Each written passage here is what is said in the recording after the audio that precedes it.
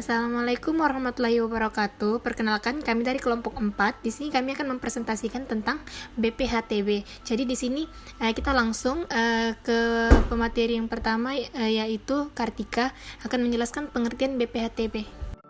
Baiklah, saya akan menjelaskan tentang pengertian BPHTB atau Bea Perolehan Atas Tanah dan Bangunan.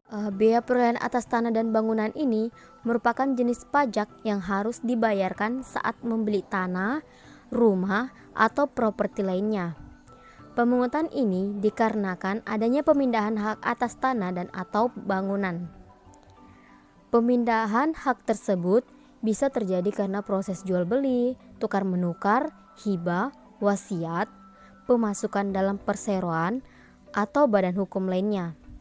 Pemisahan hal mengakibatkan peralihan, pelaksanaan putusan hakim dengan kekuatan hukum yang tetap, penunjukan pembeli dalam lelang, penggabungan usaha, peleburan usaha, pemekaran usaha, ataupun karena hadiah.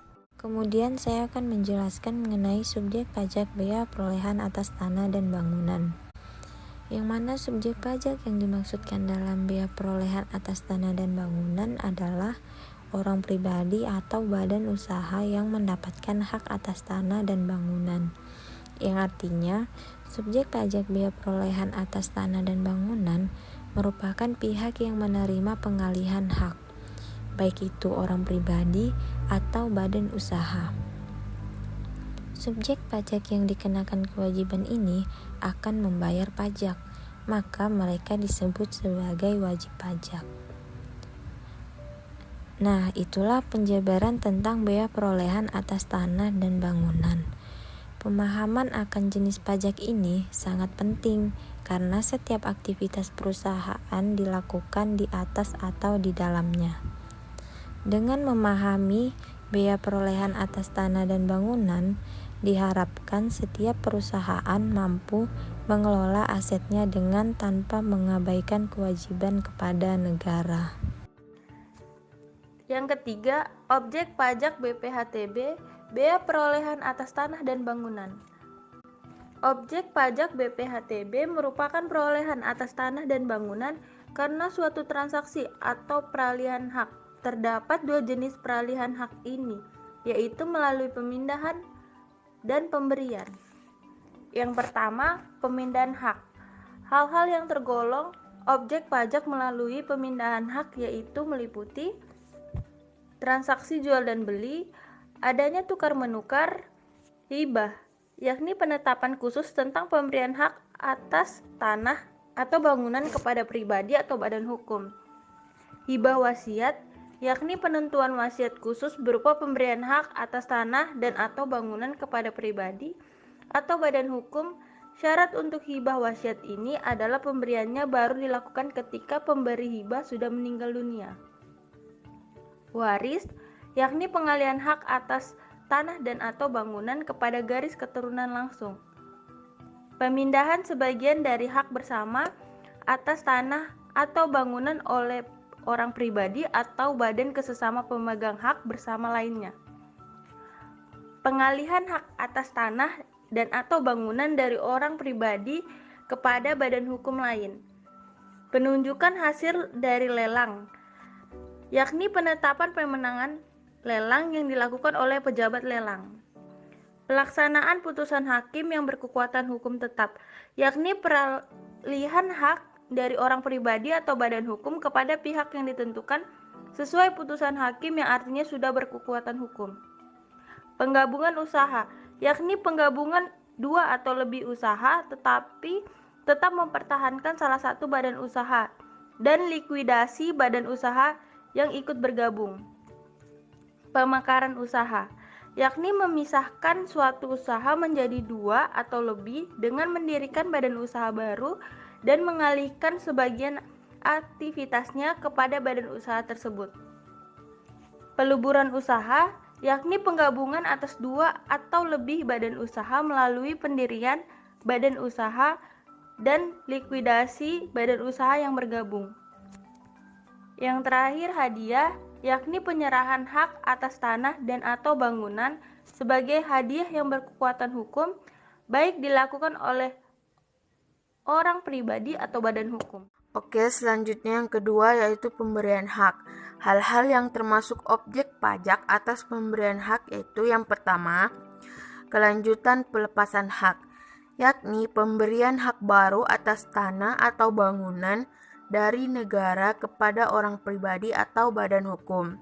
Yang kedua, di luar pelepasan hak, yakni pemberian hak baru atas tanah dari negara atau pemegang hak milik kepada orang pribadi atau badan hukum sesuai dengan peraturan yang berlaku. Selain adanya objek pajak pada BPHTB, perlu diketahui pula beberapa objek yang tidak dikenakan BPHTB, yaitu yang pertama, perwakilan diplomatik atau konsulat negara yang didasarkan pada asas perlakuan timbal balik. Yang kedua, negara yang tengah melakukan pembangunan untuk kepentingan umum. Yang ketiga, badan atau perwakilan organisasi internasional yang telah ditetapkan sebelumnya oleh Menteri Keuangan. Yang keempat, orang pribadi atau badan usaha dari konveksi hak dan pembuatan hukum tanpa adanya perubahan nama. Yang kelima, hasil dari wakaf atau warisan. Dan yang terakhir, tanah atau bangunan yang digunakan sebagai tempat ibadah. Baiklah, di sini saya akan menjelaskan tentang tarif BPHTB. Tarif BPHTB ditetapkan dengan peraturan daerah kabupaten atau kota paling tinggi 5%. Dengan demikian, setiap daerah kabupaten atau kota diberikan kewenangan untuk menetapkan besarnya tarif BPHTB yang mungkin berbeda dengan daerah lain, asalkan tidak lebih dari 5% besaran pokok pajak BPHTB yang terutang dihitung dengan mengalihkan tarif dengan nilai perolehan objek pajak NPOP. Setelah dikurangi, nilai perolehan objek pajak tidak kena pajak NPOP-TKP. NPOP-TKP merupakan nilai pengurangan NPOP sebelum dikenakan tarif BPHTB. Besarnya NPOP-TKP ini ditetapkan dengan peraturan daerah dan dapat berbeda pada tiap daerah. Namun berdasarkan pasal 87 ayat 4 Undang-Undang 28 tahun 2009, besaran NPOP-TKP ditetapkan paling rendah senilai Rp 60 juta untuk setiap wajib pajak. Akan tetapi, apabila perolehan hak berasal dari waris atau hibah wasiat yang diterima oleh pribadi yang memiliki hubungan keluarga sedara dalam garis keturunan lurus 1 derajat ke bawah, termasuk istri, maka NPOP-TKP ditetapkan paling rendah senilai Rp 300 juta. Selanjutnya yang kelima, yaitu prinsip BPHTB. Di dalam pasal 3 ayat 3 Undang-Undang Dasar 1945 disebutkan dengan jelas bahwa bumi, air, dan kekayaan alam yang terkandung di dalamnya dikuasai oleh negara dan diperuntukkan untuk sebesar-besarnya kemakmuran rakyat. Hal ini menjadi prinsip paling mendasar dari pemberlakuan BPHTB di Indonesia. Artinya, setiap orang yang memperoleh hak atas tanah dan bangunan, maka sewajarnya memberikan sebagian nilai ekonomi yang diperoleh kepada negara melalui pajak. Pajak ini juga yang nantinya digunakan kemakmuran rakyat secara luas. Oke. Namun selain prinsip paling mendasar tersebut, terdapat beberapa prinsip yang dianut sesuai Undang-Undang BPHTB, yakni pertama, kewajiban BPHTB yaitu sistem self-assessment alias wajib pajak menghitung dan membayar sendiri hutang pajaknya. Kedua, besaran tarif ditetapkan 5% dari NPOP-KP atau nilai perolehan objek pajak kena pajak. Ketiga, agar undang-undang BPHTB terlaksana efektif, maka wajib pajak atau pejabat umum yang melanggar ketentuan akan terkena sanksi sesuai undang-undang yang berlaku.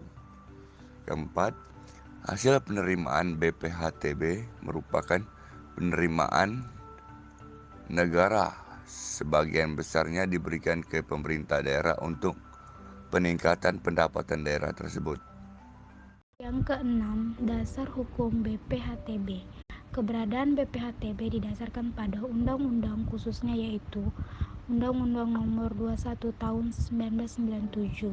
John Doe mengatakan Undang-Undang Nomor 20 Tahun 2000 tentang perubahan atas Undang-Undang Nomor 21 Tahun 1997 tentang bea perolehan hak atas tanah dan bangunan. Adapun ketentuan pajaknya yaitu tersebut masuk dalam Undang-Undang Nomor 28 Tahun 2009 tentang DPRD, pajak daerah dan restribusi daerah pada pasal 85 sampai pasal 93. Baik, saya akan melanjutkan mengenai dasar hukum yang terkait lainnya, yaitu yang pertama, Peraturan Pemerintah Nomor 111 Tahun 2000 tentang pengenaan BPHTB karena waris dan hibah. Yang kedua, Peraturan Pemerintah Nomor 112 Tahun 2000 tentang pengenaan BPHTB karena pemberian hak pengelolaan. Yang ketiga, Peraturan Pemerintah Nomor 113 Tahun 2000 tentang penentuan besarnya NPDP-TKP BPHTB. Yang keempat, Keputusan Menteri Nomor 561 garing KMK.04 tentang tata cara penentuan besarnya nilai perolehan objek pajak tidak kena pajak bea perolehan hak atas tanah dan bangunan. Peraturan ini terakhir diubah dengan PMK nomor 14 garing PMK.03 garing 2009. Dan yang kelima, Keputusan Menteri Keuangan nomor 561 garing KMK.04 garing 2004 tentang pemberian pengurangan bea perolehan hak atas tanah dan bangunan. Peraturan ini juga telah beberapa kali diubah dan yang terakhir adalah Peraturan Menteri Keuangan nomor 91 garing PMK.03 garing 2000. Sekian presentasi dari kami, kurang lebihnya mohon dimaafkan. Wabillahi taufik wal hidayah. Wassalamualaikum warahmatullahi wabarakatuh.